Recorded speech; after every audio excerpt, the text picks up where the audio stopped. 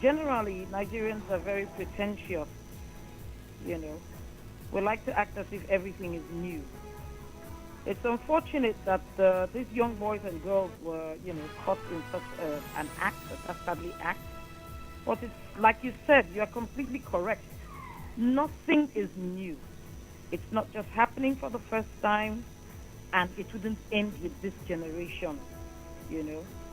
I went to a federal government girls' college up in the north, and the best we had, it was an all-girls school, was girls, calling each other darling. There was no kissing, nothing, just exchanging cards and then showing affection for a particular person, you know.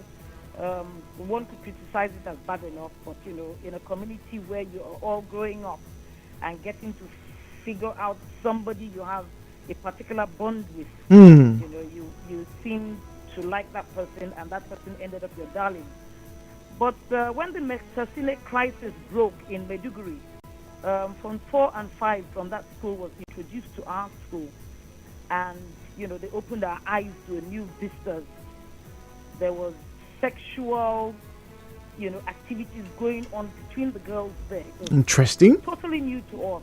Though I lived in Port Harcourt and I was aware of Supe, I am in my 50s. I'm 55. So if I'm 55 and I heard about Supe, it was nothing new. Absolutely nothing new. And I've heard of older stories. I come from a riverine community where when people go to the river to bath, I never had, the opportunity to grow up in a village. In short, my first visit to the village, I was in my 30s because I grew up in Lagos.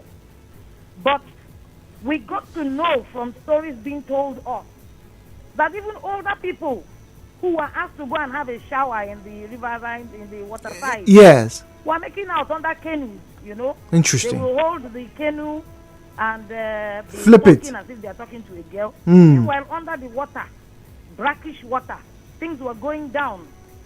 So yes, I don't really know who to blame, but I would say it is a thing that comes with, exploring your bodies at such a tender age. So these things are not new. It is just that we have faster ways of transmitting information now.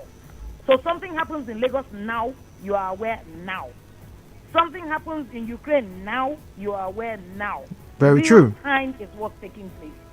However, parents should, go the extra mile of continuously telling their children to please wait on time. So should the schools do. But who holds On one particular person. But Rudy, pardon my interruption, but who bears more responsibility, particularly in those formative years? Is it the school where these children, particularly in boarding houses, where these children are sent to by their parents, who feel the school would be the planting ground for their development? My brother, the schools happen to have more time with the children. They spend 3 months, come back 2 weeks, or for Easter holiday.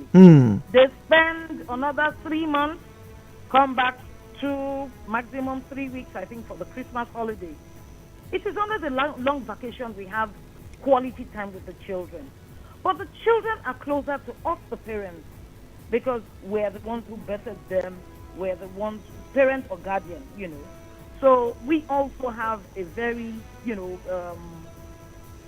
important role to play in their lives.